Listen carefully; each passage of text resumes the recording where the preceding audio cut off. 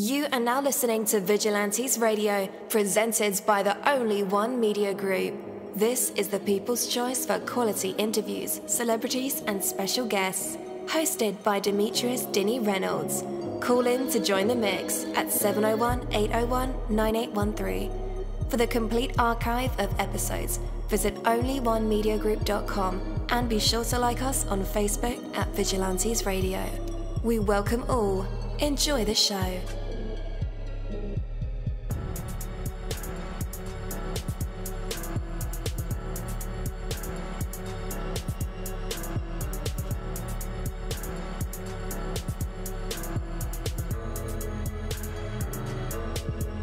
Ladies and gentlemen, please welcome your host, Demetrius Houdini Black Reynolds. Enjoy the show. Hello, hello, hello. What is going on, guys? Welcome to another incredible episode of Vigilantes Radio Live right here on iHeartRadio. And I am your host, Deanie. We have another special guest for you guys, so you definitely want to stick around for that. And as a matter of fact, text your buddies, text your family members, or even share it on social media right now and let them know that we are about to dive deep into another interview. Before I bring my guest on, I do want to say, that you have to welcome each moment.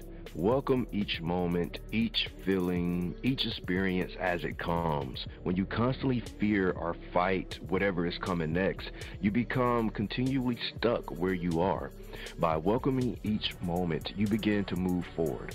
Even if the moment is not exactly what you wanted, welcome it anyway, and you become free to move on to whatever is next. Welcome each moment wherever it might hold, and you will surely find something of real value in it. There is always a way to move forward, whatever the circumstances may be.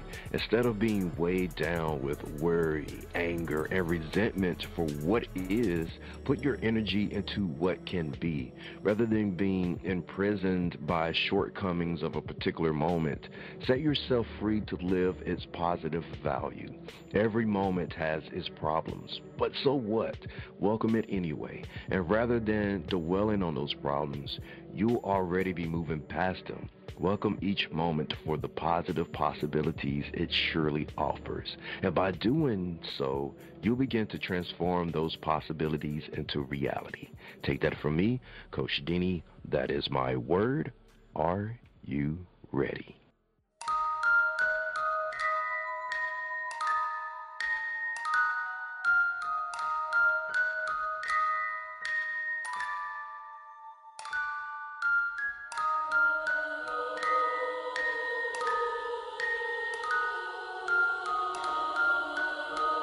You're live in the mix. Let's get this started.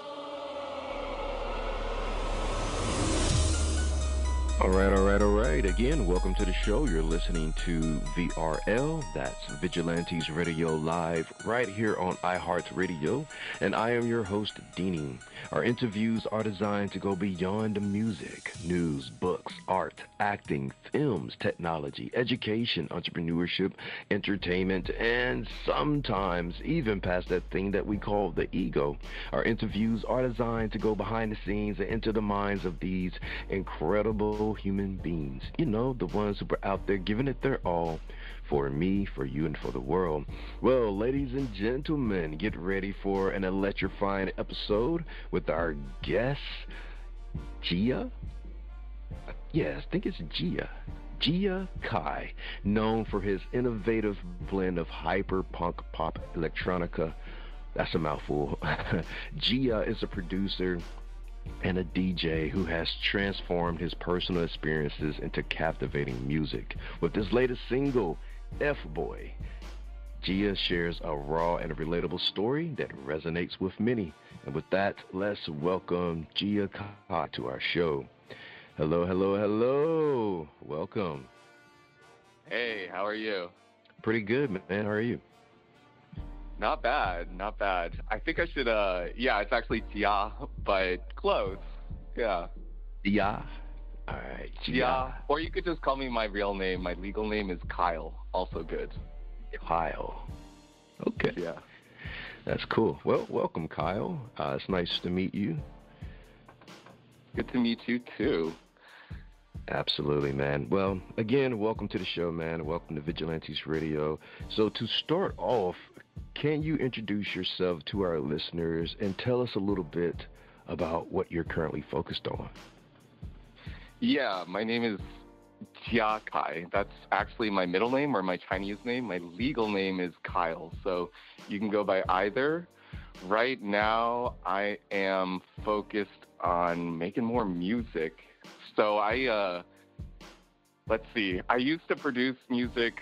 I have been producing music since I was in college, but really it was like music for other people. Like I was taking their voice, or they had some specification and they wanted a backing track. And since I knew how to make music and instrumentals, I would put together the instrumental for them to sing over. But it's only the past year or so that I've been starting to sing and write my own lyrics. So that's kind of where I am at now, is like putting more of my own thoughts and meaning into the music that I'm making instead of doing it for other people, you know? Yeah, congratulations, man. Thank you. So you transitioned from making music for other people to now making it yourself, for yourself. Did artists like butcher your work or something? Nah, it was more like they have different tastes, right? So I think, especially because I DJ and I listen to a lot of music and I ingest a ton of music, I just have different tastes than most people. It tends to be a little bit more obscure, or like I like things that are fresh and not mainstream because it's kind of pushing the genre forward, or, you know, giving me new ideas and inspiring me. Whereas most people that I was working with, they were kind of just into the regular sound, like EDM or like pop, you know, very mainstream, and they didn't really want to push borders or anything. So it's not that they butchered it. I think they just had very plain tastes. So man, like, what was the defining decision for you to, you know, to strike out as an artist now? Yeah, I think, well, I've been taking voice lessons for a while, so I decided I did want to use my voice eventually in a track. And then last year I got laid off from my day job, which was as a producer in podcasting at NPR, basically.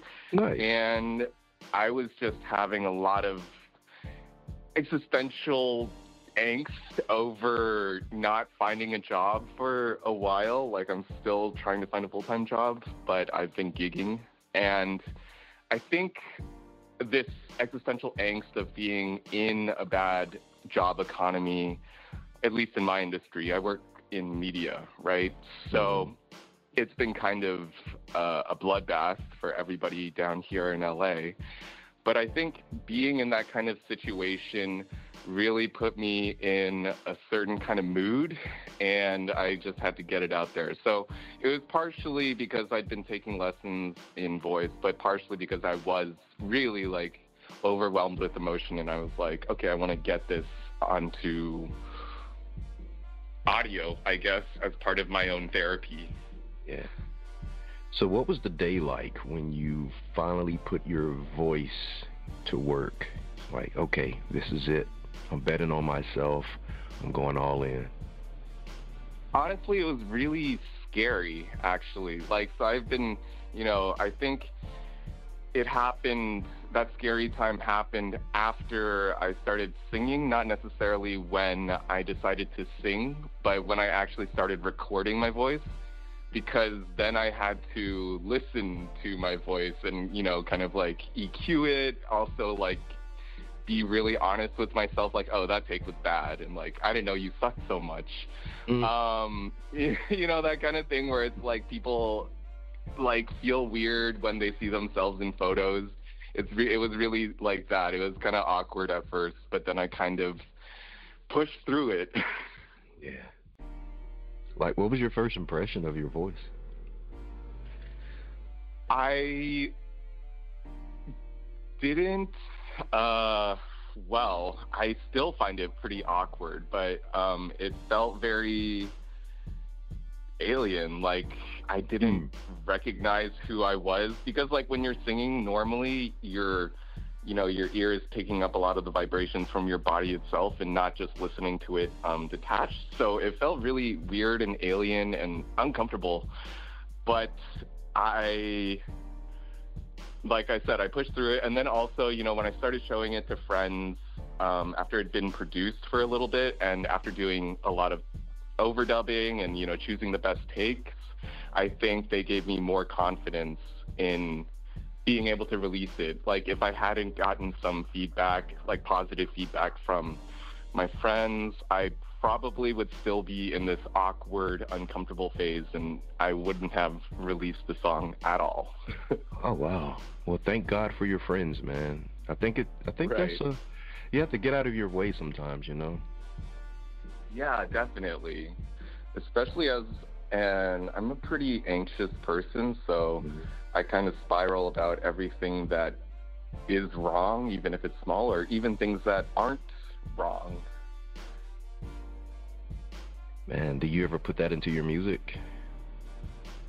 I will sometime. Yeah. I am actually writing a song about that, which will be out later this fall. It's going to be called In the Air. Yeah. Nice.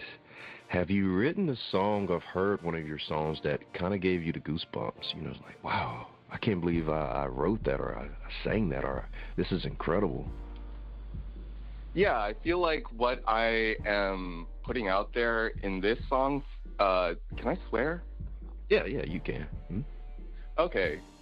So the song, you introduced it as FuccBoii, but it's obviously FuccBoii, right? Right. But I definitely put a lot of myself in there, and some of the lyrics really hit me still now because it just rings so true to me. Like, there's, the bridge of the song is about studying the wrong thing, and it goes like, I got a summa sociology, but baby, money sets you free. And I really love that line because it's just so particular to this whole generation of people who were like brought up to think that you should study whatever you want in college without regard for, and everything else will just fall into place. But it turns out you can't just study. Everyone cannot just study sociology or philosophy because it doesn't work like that. Yeah, the job economy doesn't work like that. Yeah, exactly. So, a lot of it is about regret and even, going to a good school and getting a summa in sociology, it was still, you're still stuck in this economy. We're still in the same world. Yeah. Man, throughout your journey as a producer, as a DJ, what has been the biggest self-awareness moment that you've had with yourself? What is a self-awareness moment? Like, moment where you have to check in with yourself? Yeah, I mean, that's considered, self-awareness, or, just finding your place in this huge universe of ours. Yeah, I think actually one of the moments I had to check in with myself or be more self-aware was when maybe the first, 10 times I DJ'd, in public as a gig, I really had to check my ego because I was really into playing music that I was into. So I was playing a lot of funky stuff, and it wasn't always a party. And so I've DJ'd in clubs, like I used to live in Shanghai, I DJ'd there. Wow. I used to live in Seattle, so I've DJ'd there. I've DJ'd in SF and San Diego, and now I live in LA, so I DJ here pretty often for birthdays and weddings and stuff, but also once in a while at these gay Asian events like Switch. And I think before I had gotten a few times under my belt, I was really just into playing what I wanted, which I realize isn't exactly what other people want. Like, especially if you're at like just a regular club and you're just gigging, like nobody's here to see you. You're just here to put on a party, right? So in that instance, it really doesn't matter what I like. It only matters what the other people like. And this is kind of, a callback to that dichotomy between, what I want in music and what is mainstream and what people want, and why I started writing music for myself. But, I got a lot of negative feedback the first few times I DJed, Wow. to be honest. Yeah, and people were like, that was not a party at all. And like, what the fuck are you doing? And, I got all kinds of terrible feedback. So yeah, it took me a while to realize like, okay, it doesn't matter, especially if you're, like I said, if you're just gigging, you're like being hired for a wedding, or like even I've been hired for like WeHo Pride, for the parade in West Hollywood. They're paying you and you're a service person, and obviously I would never play a song if I didn't kind of like it, but in terms of like what I really love in music, it's there's not much overlap. Like I'll play a lot of stuff that I'm doing it for the crowd. Yeah, and that was just a growth over time. Yeah. Got you. Man, can you share more about your early life and what drew you to music production and DJing? It sounds like you traveled a lot. Yeah, I was one of those, I think a lot of artists are like this, where they're very lost, and they're seeking something and they're not sure what it is, and they don't necessarily fit into the normal society, and, they don't feel like a 9-to-5 is really fitting them. But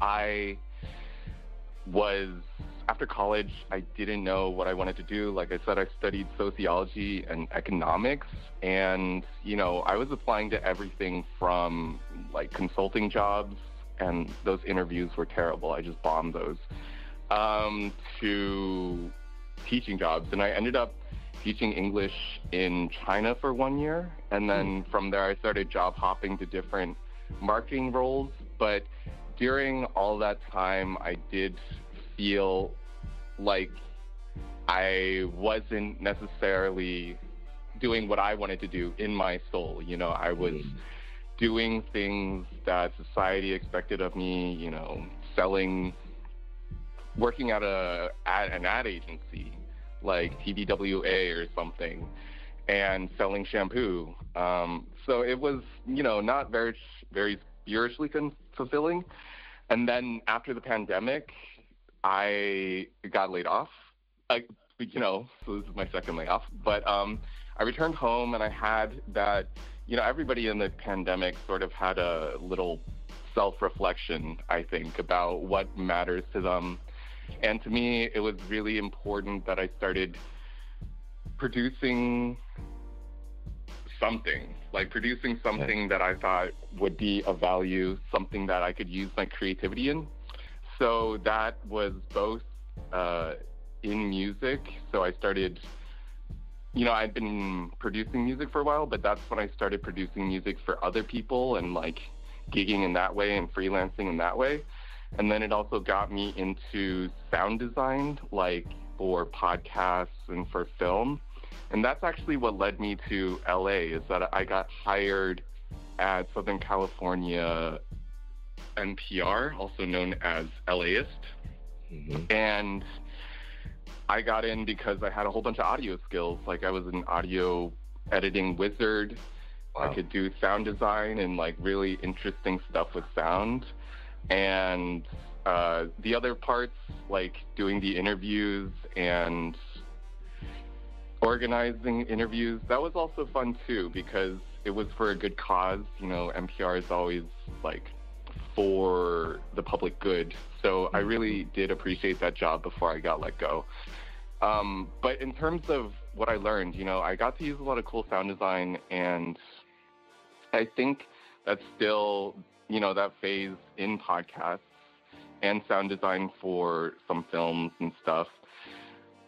It still informs how I do audio and music in general. Like, sound design is all about finding the right sounds to make you feel something or to denote a certain action in the story.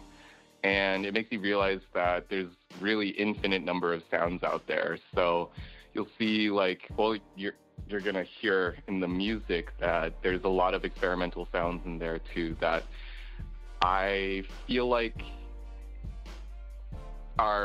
it gives it a kind of edge because it's, I made it up as I was going because it sounded good to me, and my process is always fun, and it's always about what do I feel is giving me the, making me bump. Yeah. Right. Yeah.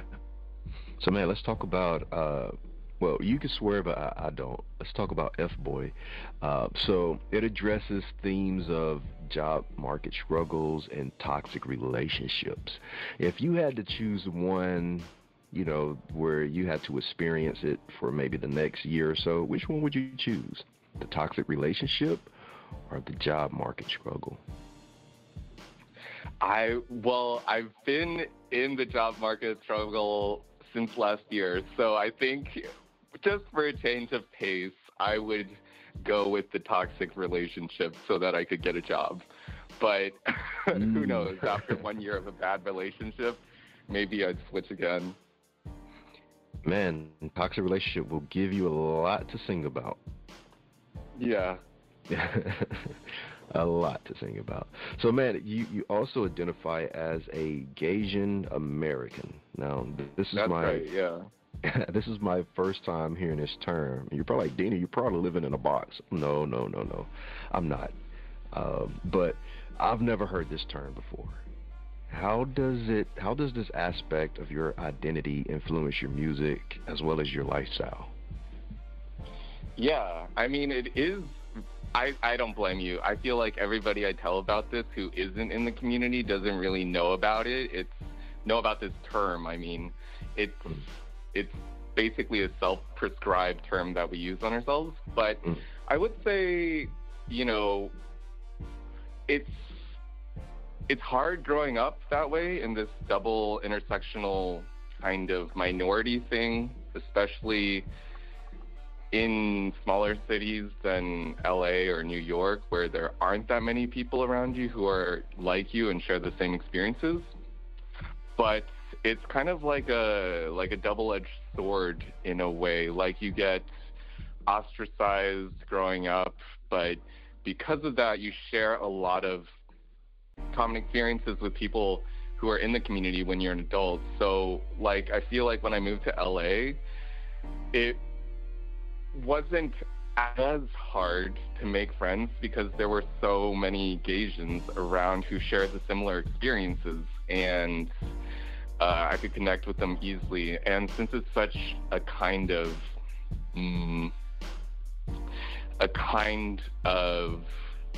tight-knit community, I feel like everybody within it is only like 1 or 2 degrees of separation.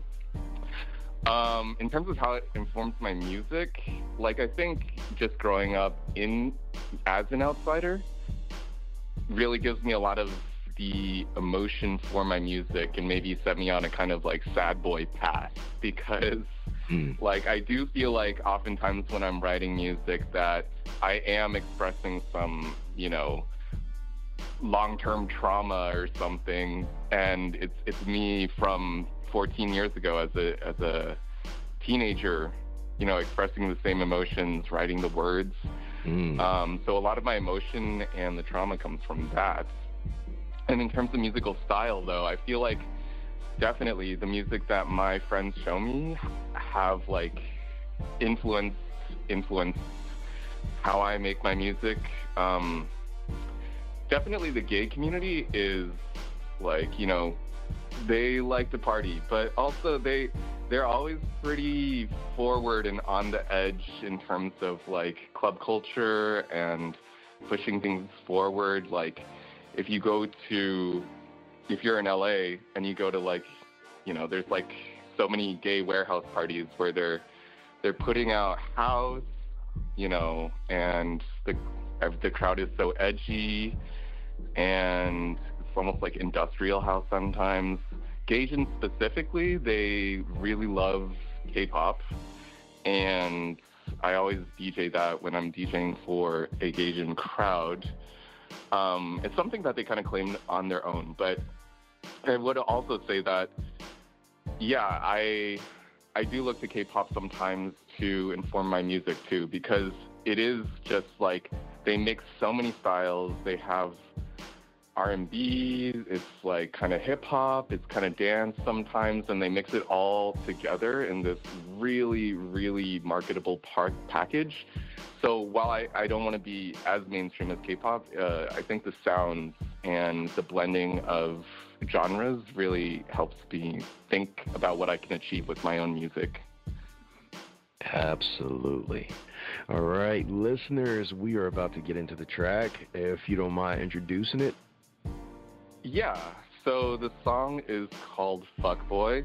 Like you said earlier, it has themes of toxic relationships and job market hardships. And actually the bridge is that I'm comparing the job market to a fuckboy, because I was kind of drawn into Southern California and PR as a podcast producer maybe 3 or 4 years ago, but that was during a big investment boom in media and in podcasts. They were hiring like crazy for not just, podcast studios, but Netflix and Disney and blah, blah, blah. They're all in this race to get viewership. And then, they were just hoping that they're spending without making as much money, right? So they're in the red, but as long as they make enough viewers in the future, it should even out. But anyways, that didn't happen. So when the interest rates went up in 2023, everybody started laying people off, and it was a total bloodbath. But anyways, back to the toxic relationships. While I was looking for a job unsuccessfully after I got laid off, I felt just this pang of angst in me, because I did feel like it was like dating a fuckboy, because one day the job economy wants you and then the next day it doesn't. And you're, in the meantime, I really liked podcasting and I really liked being a producer. So I was still applying, and I really wanted to get into another full-time job.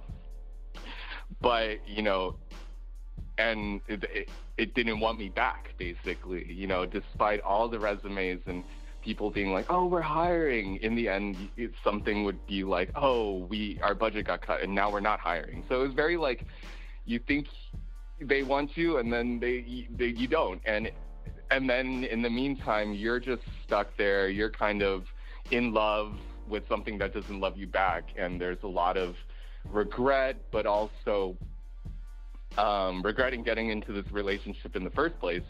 But also, you still kind of love what you do. So I think in the song, you'll hear basically the verses are about a fuckboy, and then the chorus kind of brings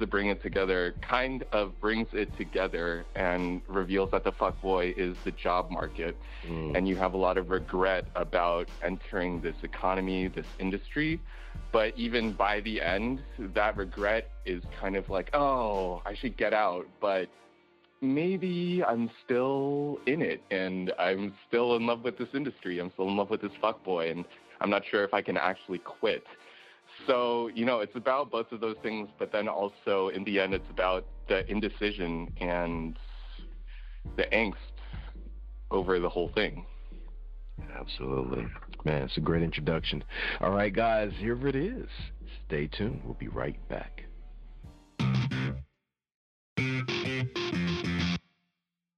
I saw you at the quad, meet cute, said I could do anything, stars shoot, hot, fire, you're just a liar. You're a fuckboy to whom it concerns. You're a fuckboy, just a grain of you.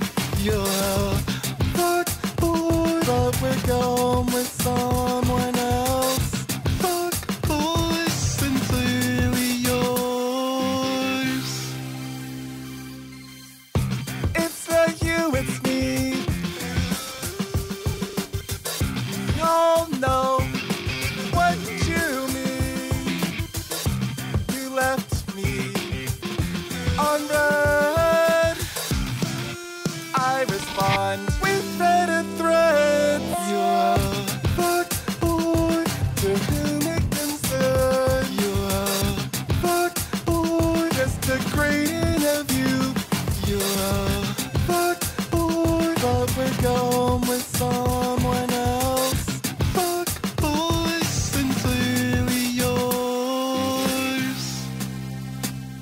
Got cinema sociology, but baby money sets you free. My bank account's a zero, and I can't afford expensive clothes. I should have studied pop sci, eat a lot less, fight, play Monopoly, gotten paid in stock fees, been part of the con, worked at Amazon, in mid-management.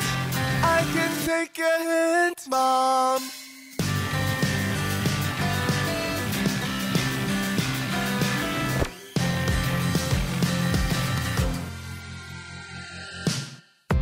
Fuck boy, but I still pick up. Fuck boy, gonna change my luck. Fuck boy, but I won't give up.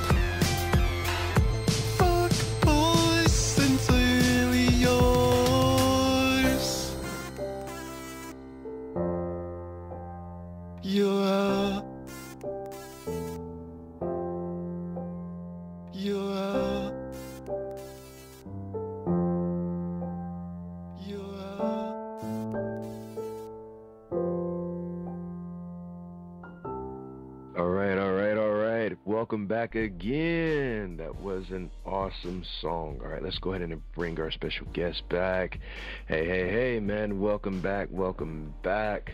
All right, man, before we let you go, do you have any advice that you would like to give to an aspiring artist who may not have the courage to, take the bet on themselves like you did?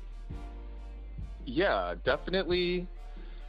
I would say what my therapist tells me, which is to be compassionate with yourself and treat yourself like you're your own friend, because I think especially when you're just starting out as an artist, you have, without a doubt, you're gonna not be as good as you are later, and you're going to have a lot of doubts about your talent and your worth because of that. But I think if you had a friend, they would, of course you have a friend. Your friends would probably tell you that, you're doing fine, you're growing as an artist, and you're going to be better, and you just got to be nice to yourself, or else I think you're never going to make it. Yeah. That's a good one. All right. Where can our listeners connect with you online? Yeah, you can connect with me on Instagram, YouTube, or TikTok with It's Me, Jia Kai. So it's me, and then JiaKai. All right. Listeners, just in case you didn't get those links, no worries. I will have them in the description of this episode and in the show notes. So all you guys have to do is just click the link.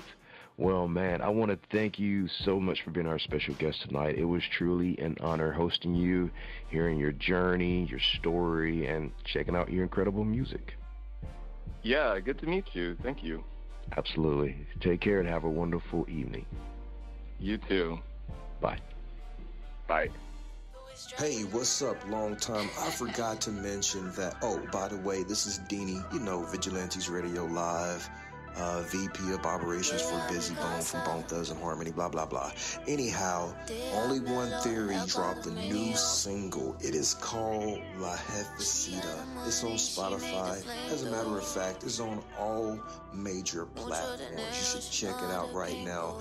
Oh, and by the way, there's also a visual on YouTube. It's hot. Check it out today. OnlyOneTheory.com. Check that out too. Peace.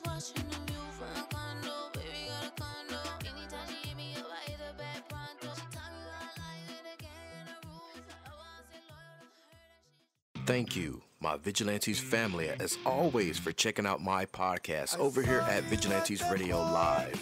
All episodes are available for free download, and you can grab it from either Spreaker.com/Only One Media Group, Spotify, Castbox, iHeartRadio, iTunes, YouTube, the app Podcast Addict, or over at our website, which again is onlyonemediagroup.com, and that goes for every single show that we've ever aired.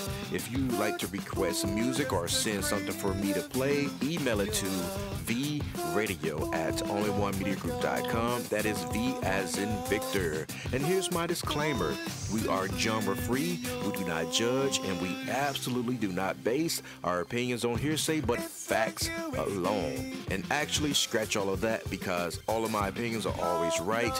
That's the bottom line. This is my show, so deal with it. Just kidding. On behalf of myself, Denny, I appreciate all you guys for tuning in, either afterwards or live with us. Spread the word, because sharing is caring. We stepped up our game just for you guys and our guests to make sure that you have the best experience here on our show. Be sure to connect with me on Facebook, Twitter, Instagram, Tumblr, Snapchat, TikTok, and all social media sites, as well as Spreaker, YouTube. We always follow back. Okay, well, just remember to put yourself into everything that you do and never stop investing in yourself. Peace, love, grilled cheese, and talk with you later.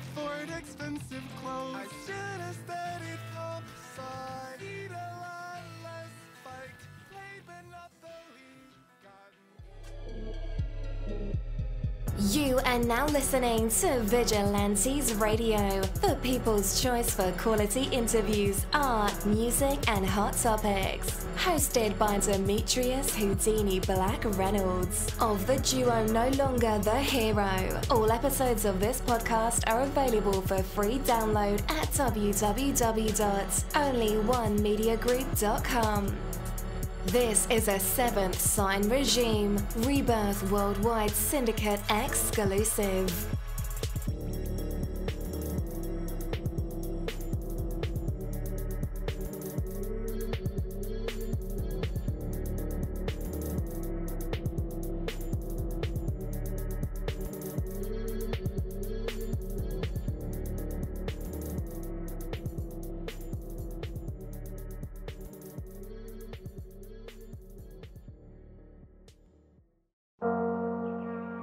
What's up, guys? It's Dini, and I want to welcome you on a journey of the heart and of the mind. These Fucking Feelings podcast is a beacon in the world of mental health advocacy, and it invites you to join a conversation that's changing lives. We are here to share, listen, and grow together. Led by the passionate Michael Bravery, alongside the insightful Rebecca and Crystal.